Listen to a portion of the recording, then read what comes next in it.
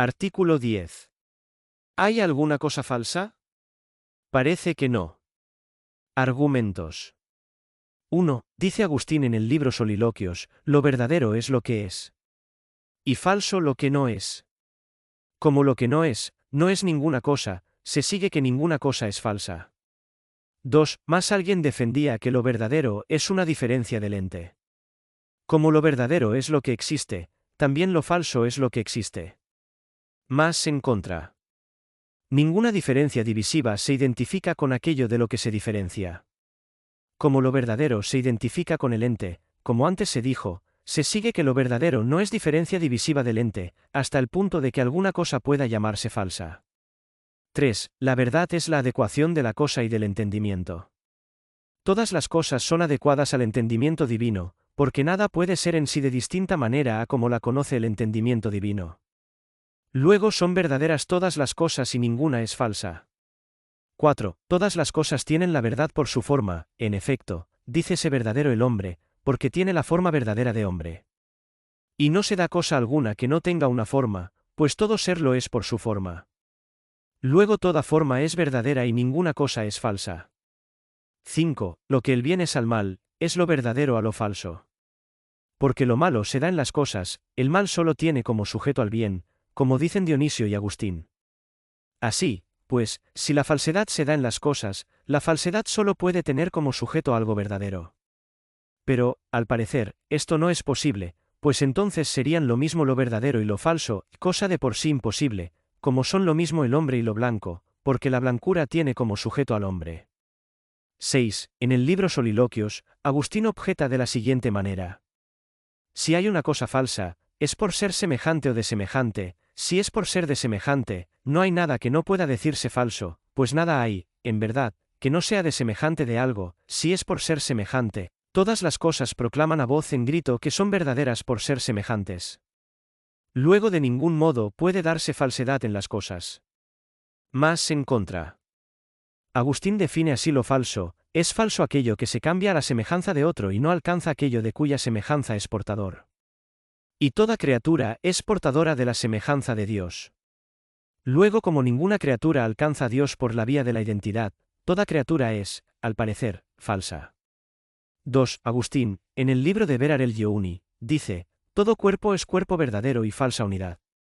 Dícese esto, porque imita la unidad, y, sin embargo, no es unidad. Como toda criatura imita, en cualquiera de sus perfecciones, la perfección divina, no obstante que guarda distancia infinita con ella, es falsa, al parecer, toda criatura. 3. Como lo verdadero y el ente se predican mutuamente, así también el bien. El hecho de que el bien y el ente se predican mutuamente, no obsta que haya cosas malas. Luego que verdad y ser se identifiquen, no obsta que haya cosas falsas. 4. Doble es la verdad de la proposición, dice Anselmo en el libro de Veritate, una, que significa lo que está llamada a significar, como esta proposición, Sócrates se sienta, significa el sentarse de Sócrates, esté o no esté sentado de hecho. Otra, cuando significa aquello para lo que fue hecha. Fue hecha, en efecto, para significar que existe en la realidad lo que se formula. En virtud de este segundo sentido, un enunciado se llama propiamente verdadero. Así, pues, por la misma razón, cualquier cosa se dirá verdadera, cuando cumple aquello para lo que es, y falsa, cuando no lo cumple. Como toda cosa que falla en su fin, no cumple aquello para lo que es y son muchas las cosas de esa guisa, se sigue que muchas cosas son, al parecer, falsas. Respuesta. Ha de decirse que, como la verdad consiste en la adecuación de la cosa y del entendimiento, de igual modo la falsedad consiste en su desigualdad. Las cosas se comparan con el entendimiento divino y con el humano, díjose antes. Se comparan, de un primer modo, con el entendimiento divino como lo medido con la medida, en todo aquello que se predica o se encuentra positivamente en las cosas, porque las cosas de esta condición derivan del arte del entendimiento divino. De un segundo modo, como lo conocido con el Quingescenti. Y, bajo este aspecto, también las negaciones y los defectos se adecuan al entendimiento divino, porque Dios conoce todas las cosas de ese jaez, aunque no sea su causa. Es manifiesto, pues, que las cosas se adecuan al entendimiento divino cualesquiera que sean su condición, privación o defecto con que existen. Es, asimismo, patente que cualquier cosa es verdadera en comparación con el entendimiento divino. Dice Anselmo en el libro de Veritate, la verdad está en la esencia de todo lo que es, porque es lo que en la verdad suma es. En consecuencia, ninguna cosa puede decirse falsa en comparación con el entendimiento divino. En relación con el entendimiento humano, a veces, desigualdad entre la cosa y el entendimiento, la cual está causada, en cierto modo, por la cosa misma. La cosa produce su idea en el alma por lo que de sí misma aparece exteriormente, pues nuestro conocimiento trae del sentido su inicio, porque las cualidades sensibles son su objeto propio. Por ello, dícese en De Anima 1 que grande es la contribución de los accidentes al conocimiento de la esencia. En consecuencia, dícese que es falsa una cosa, cuando en ella aparecen cualidades sensibles que muestran una naturaleza que no está tras ellas.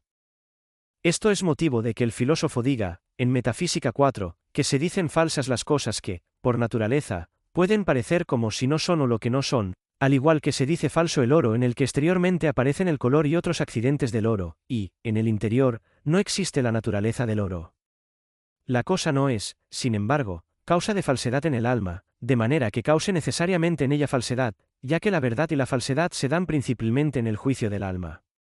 El alma, al juzgar las cosas, no es pasiva respecto a las cosas, antes al contrario, en cierta manera, es agente activo. Por tanto, no se dice falsa la cosa, porque siempre cause falsa impresión de sí, sino porque, por naturaleza, puede causarla por lo que de ella aparece. Porque la comparación con el entendimiento divino es, como se dijo, esencial a la cosa y en razón de ella es esencialmente verdadera. En cambio, la comparación con el entendimiento humano le es accidental, y en razón de ella, no se dice absolutamente verdadera sino solo hasta un cierto punto y como en potencia. Por tanto, toda cosa es sin más verdadera y ninguna cosa es falsa, pero, bajo cierto aspecto, es decir por comparación al entendimiento humano, algunas cosas son falsas. Por ello, es necesario responder a las razones de ambas partes. Respuesta a los argumentos. 1. A lo primero ha de decirse que la definición, es verdadero lo que es, expresa solo materialmente la razón de la verdad y no perfectamente, a no ser cuando el término, ser, significa la afirmación de la proposición, como si se dijera que es verdadero aquello de lo que se dice o se entiende tal como es en la realidad. Y en este caso se llamaría falso lo que no es, a saber, lo que no es como se dice o se entiende. Y esto puede acaecer en las cosas. 2. A lo segundo ha de decirse que, hablando con propiedad, lo verdadero no puede ser una diferencia del ente. El ente no tiene diferencia ninguna, como se prueba en Metafísica 2. En un sentido derivado, puede que lo verdadero, al igual que el bien, se compare con el ente a modo de diferencia, en cuanto que expresa algo del ente que con el simple nombre ente no se expresa. Según esto, el significado de ente es indeterminado respecto del significado de verdadero. Así, el significado de verdadero se compara con el significado del ente, en cierta manera, como la diferencia con el género. 3. A lo tercero ha de decirse que debe concederse aquella razón, procede de la cosa con relación al entendimiento divino. 4. A lo cuarto ha de decirse que, aunque todas las cosas tienen una forma, no todas las cosas tienen aquella forma cuyos indicios se manifiestan exteriormente por sus cualidades sensibles. Por ello, dícense falsas, en el sentido de que naturalmente tienen aptitud para causar falsa estimación de sí. 5. A lo quinto ha de responderse que algo que existe fuera del alma se dice falso, porque naturalmente puede formar falsa estimación de sí. Esto es patente por lo dicho. Pero la nada no puede causar naturalmente ninguna estimación de sí, porque no inmuta la potencia cognoscitiva. Por ello, es necesario que lo que se dice falso sea un ente. Como es verdadero todo ente en cuanto tal, es necesario que la falsedad existente en las cosas se fundamente en alguna verdad, así, dice Agustín, en el libro Soliloquios, que el trágico, que en el teatro representa personas ajenas, no sería un falso, Héctor, si no fuera verdadero trágico. De modo parejo, el caballo pintado no sería falso caballo, si no fuera una simple pintura. De aquí no se sigue que sean verdaderos los contradictorios, pues la afirmación y la negación, de las que se dicen lo verdadero y lo falso, no se refieren a lo mismo. 6. A lo sexto ha de responderse que la cosa se dice falsa, en la medida en que, por naturaleza, puede engañar. Cuando digo engañar, entiendo cierta acción que induce a error. Solo en cuanto ente, algo puede por naturaleza obrar. Y no todo defecto es un no ente. Cada cosa, en cuanto ente, tiene cierta semejanza de lo verdadero, en cuanto no ente, se aleja de su semejanza. Cuando hablo de engañar, aludo a una acción causada por la semejanza, pero lo que hay de defecto, es decir su falsedad, está causada por la desemejanza. Conforme a esto, dice Agustín, en el libro de Verar el Giouni, que la falsedad nace de la desemejanza. Respuesta a los argumentos en contra. 1. Ha de decirse a lo primero de lo que en contra se objeta, que el alma no puede naturalmente errar por cualquier semejanza, solo por una gran semejanza en la que no pueda descubrirse fácilmente la desemejanza. Yerra el alma por una mayor o menor perspicacia para descubrir la desemejanza en una semejanza también mayor o menor. Y tampoco una cosa puede tacharse absolutamente de falsa, por inducir a alguien a error, sino por ser naturalmente capaz para engañar a muchos o a sabios. Aunque las criaturas tienen en sí cierta semejanza de Dios, pero hay también una desemejanza máxima, de modo que, si no es por gran ignorancia, es raro que la mente se engañe. Por tanto, no se sigue, en virtud de la semejanza o desemejanza de las criaturas respecto de Dios, que deban decirse falsas todas las criaturas. 2. A lo segundo ha de decirse que algunos estimaron que Dios es cuerpo, y, como Dios es la unidad por la que todas las cosas son uno, estimaron, como consecuencia, que el cuerpo es la misma unidad, por su semejanza con la unidad. Dícese, según esto, que el cuerpo es falsa unidad porque indujo a algunos a error o pudo inducir a que se le considerase como una unidad. 3. A lo tercero ha de decirse que hay doble perfección, la primera y la segunda. La perfección primera es la forma de cada cosa, por la que ésta tiene ser y de la que ninguna cosa queda privada mientras permanece. La perfección segunda es la operación, que es el fin de la cosa o aquello por lo que ella alcanza el fin. La cosa, a veces, queda privada de esta perfección. En las cosas, la razón de verdad es consecuencia de la perfección primera, pues, por tener forma, imitan el arte del entendimiento divino y generan su imagen en el alma. En cambio, la razón del bien, que deriva del fin, es consecuencia de la perfección segunda. Por tanto, das simplemente en las cosas lo malo, no así lo falso. 4. A lo cuarto ha de decirse que lo verdadero es el bien del entendimiento, según el filósofo, Éticos 6.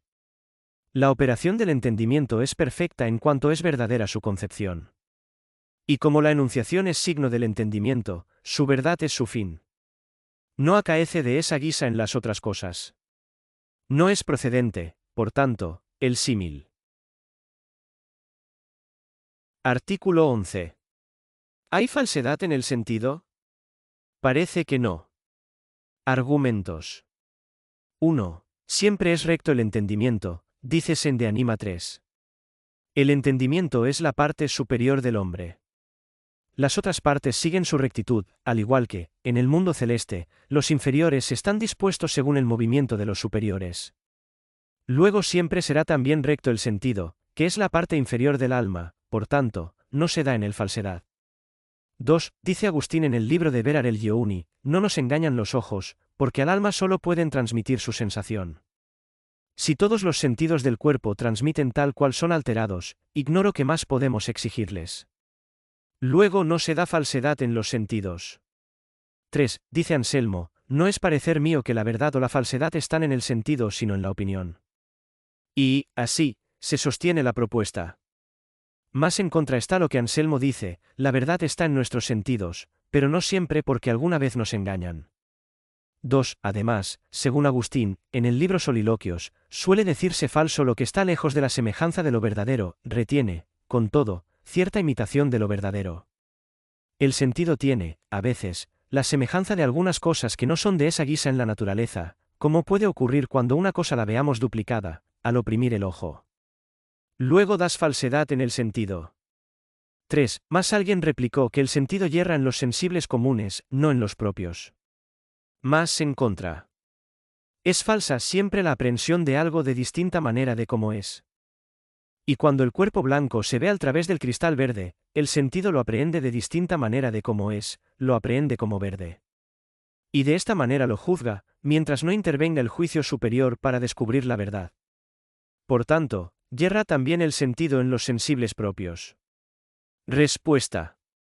Ha de decirse que nuestro conocimiento, que comienza en las cosas, progresa en este orden, comienza, primero, en el sentido, y llega, después, a su plenitud en el entendimiento, de modo que el sentido se halla, en cierta manera, como medio entre el entendimiento y la cosa, pues por referencia a las cosas es como un entendimiento y por referencia al entendimiento es como una cosa.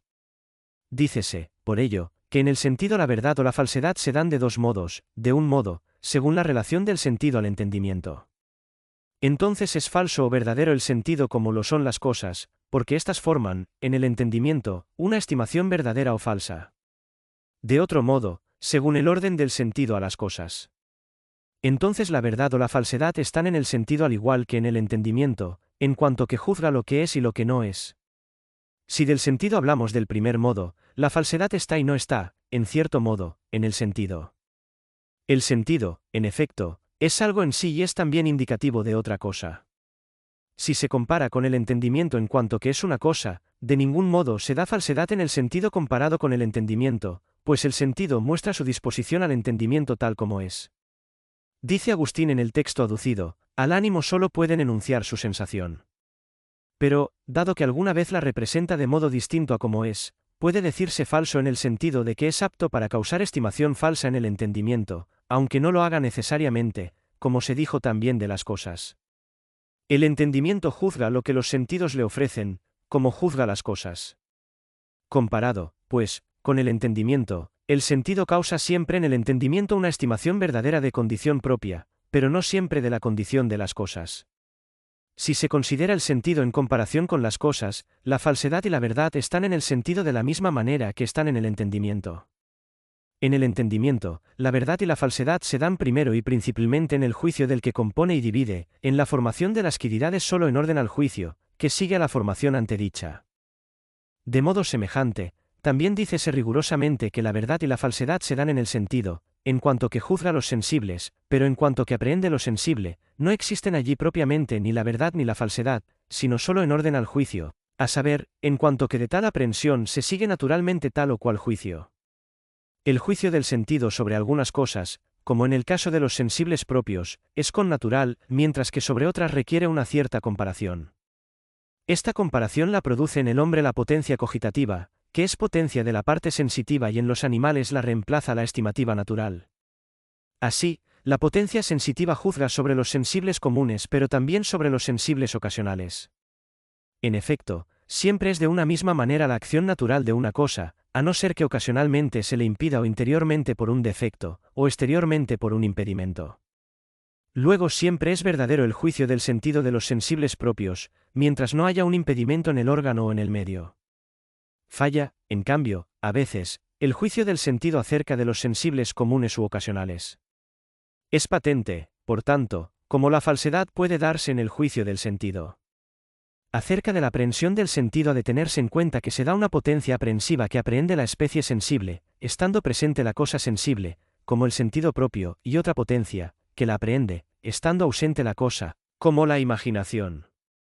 En consecuencia, el sentido aprehende siempre la cosa corno es ella, si no se da impedimento en el órgano o en el medio, la imaginación, en cambio, aprehende, la mayoría de las veces, la cosa como ella no es, pues la aprehende como presente estando ausente en realidad. Dice, por ello, el filósofo, en Metafísica 4, que la fantasía dice falsedad, pero no el sentido. Respuesta a los argumentos. 1. A lo primero ha de decirse que, en el mundo celeste, los superiores no tornan nada de los inferiores. En el hombre, al contrario, que es superior, el entendimiento recibe algo del sentido. Luego no es un caso parejo. 2 a 3. Por lo dicho es fácil la solución de los otros argumentos.